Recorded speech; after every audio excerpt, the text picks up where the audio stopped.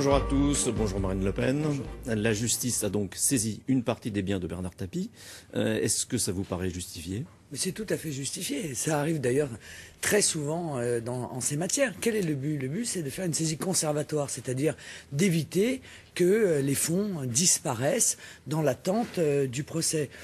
Le problème de M. Tapie, c'est qu'il est un peu spécialisé dans les montages de sociétés offshore, si vous voyez ce que je veux dire. Bon, par conséquent, que la justice veuille s'assurer que les fonds ne puissent pas disparaître pour éventuellement assurer un remboursement, si ce remboursement est décidé par la justice, ou même le versement de dommages et intérêts, c'est tout à fait légitime et assez traditionnel. Bernard Tapie, lui, parle de complot mené par les socialistes. Oui, d'accord. Enfin, Bernard Tapie, dont on oublie d'ailleurs qu'il était un ancien ministre socialiste.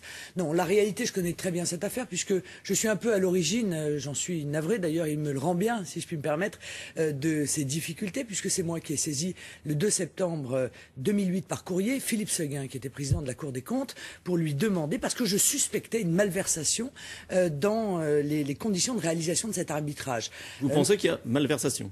Ah oui, oui, malversation, oui. Bah oui. Enfin, écoutez, la mise en examen pour escroquerie en bande organisée démontre qu'il y a, ça présume pas de la culpabilité. De graves soupçons de malversation. Monsieur Séguin, d'ailleurs, devait avoir à peu près la même pensée que moi, puisqu'il m'avait répondu 8 jours plus tard, c'est-à-dire le 10 septembre 2008, qu'il allait effectivement vérifier les conditions de la passation de cet arbitrage. Bon, je crois que j'avais raison de suspecter cet arbitrage. Ce qui m'étonne, c'est que personne d'autre ne l'ait suspecté. Alors, Bernard Tapie a pensé à vous hier. Il a dit qu'il allait se battre contre le Front National, notamment à Marseille. Comment vous réagissez?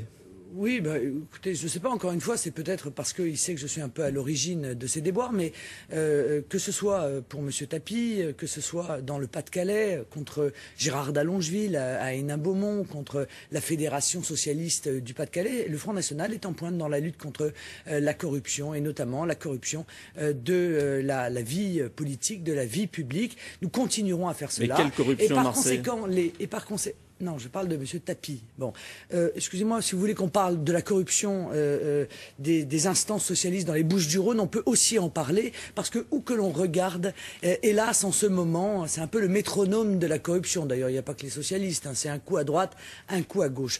Eh bien, nous luttons contre cela, et nous ne nous laisserons pas intimider par les menaces de M. Tapie. Est-ce que vous pensez que la ville de Marseille est prenable pour les prochaines municipales, pour le Front National? Tout à fait. Vous avez vu qu'un sondage vient d'intervenir indiquant que le Front National arriverait devant les socialistes à Marseille. Je crois tout à fait que Marseille peut être, comment dire, une ville Front National, comme d'ailleurs d'autres villes en France. Vous pensez que ces municipales, ce sera un succès pour le Front National? Oui, je le crois. Je le crois. Je crois les que grandes villes vont passer au Front National, selon vous? Oui, enfin, des grandes villes ou d'autres villes. Ce qui est important, c'est qu'il y ait des villes, qu'il y ait des centaines de conseillers municipaux du Front National, car incontestablement, aujourd'hui, nous sommes les seuls qui apportons une nouvelle vision dans la vie politique française. D'autres choix que ceux qui sont proposés par l'UMP et le PS, et dont on voit que ce sont des échecs absolus. Je veux dire, que ce soit sur le plan économique, que ce soit sur le plan social, que ce soit sur le plan de notre souveraineté, leurs résultats sont pitoyables et par conséquent, il est largement temps, effectivement, de changer de politique. Il n'y aura pas d'accord avec l'UMP, avec certains membres de l'UMP? Non, il n'y aura pas d'accord avec l'UMP. Nous avons une charte précise au municipal. Nous pouvons éventuellement faire des listes communes avec des gens qui pourraient venir de la droite ou qui pourraient venir de la gauche, pour peu qu'ils soient d'accord avec les principes que nous défendons et qui sont inscrits justement sur cette charte. Autre sujet, le livret A. Il va baisser à 1,5% sans doute au 1er août. Enfin, passer à 1,5% au 1er août. Ça vous choque? Mais évidemment que c'est choquant, mais encore une fois, je veux dire, comment les socialistes peuvent-ils encore avoir ne serait-ce que le terme social dans leur dénomination? Toute la politique qu'ils mènent est une politique visant à affaiblir les Français, et particulièrement les plus modestes et les classes moyennes.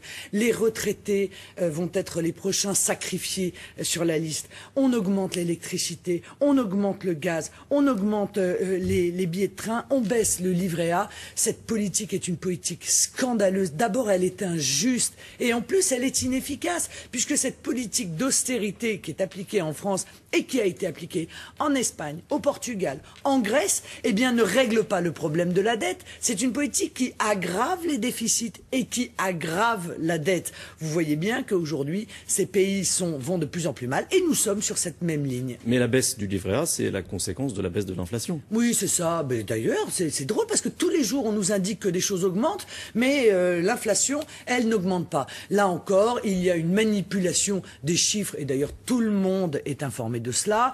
Exactement d'ailleurs comme quand on a eu l'euro.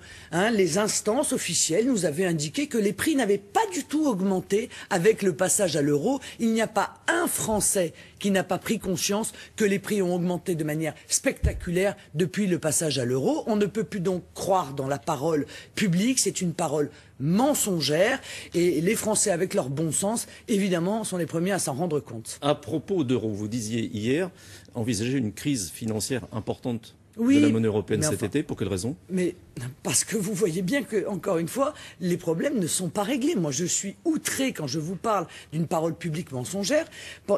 Tous les 3 mois, Nicolas Sarkozy est venu nous dire que la crise était derrière nous. Tous les 3 mois, François Hollande vient nous dire que la crise est derrière nous. La crise n'est pas derrière nous. La crise, elle est devant nous. Les problèmes de l'euro, de la zone euro ne sont pas réglés. Et le moindre indicateur mauvais peut à nouveau entraîner une perturbation grave des marchés financiers, du même type que ceux que nous avons vécu il y a 2 ans, au mois d'août. Bon, par conséquent, rien n'est réglé et rien ne sera réglé. Mais pendant ce temps-là, les pays, eux, et les peuples souffrent. En Espagne, 25% de chômage, près de 60% de chômage des jeunes. C'est vers cela que nous emmènent et les socialistes donc la France et l'UMP. Plutôt bien. Qui sont parfaites, mais non pas du tout. La France s'en sort pas bien. Elle est en train de descendre le même escalier que la Grèce. Elle n'est pas encore arrivée au même étage, mais ça arrivera, hélas. Et l'UMP et le PS proposent de continuer dans cette politique dont aujourd'hui on ne peut que constater qu'elle ruine notre économie, qu'elle ruine nos retraités, qu'elle crée un chômage de masse. Est-ce qu'on va cesser avec cette politique, oui ou non? Il y a quand même un plan d'investissement qui a été décidé par Jean-Marc Ayrault. Ça ne va pas dans le sens que vous décrivez. Non, il n'y a pas un plan d'investissement, c'est un plan de communication pour faire plaisir aux alliés verts. Ça n'a strictement rien à voir. On a au contraire arrêté les investissements. C'est 12 milliards. On a arrêté les investissements d'avenir. D'ailleurs, tout est arrêté aujourd'hui en France.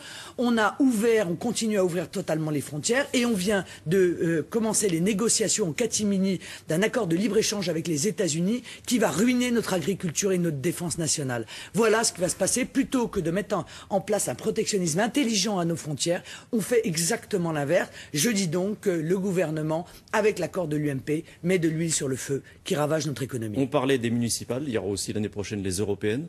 Là, quel est votre objectif? Notre objectif, c'est d'arriver en tête. Et je crois que tous les Français doivent aller voter à ces européennes pour dire qu'ils sont en désaccord avec une Europe qu'on leur a imposée. Car en 2005, ils avaient dit non à tout ça. Eh bien, malgré qu'ils avaient dit non, l'UMP et le PS se sont réunis et les députés et les sénateurs, contre la volonté du peuple français, ont imposé la fuite en avant dans cette Europe, qui est une Europe qui aujourd'hui est lourdement contestée par les Français. Ils auront l'occasion de dire ce qu'ils en pensent, les Français aux européennes. Merci. William, c'est à vous.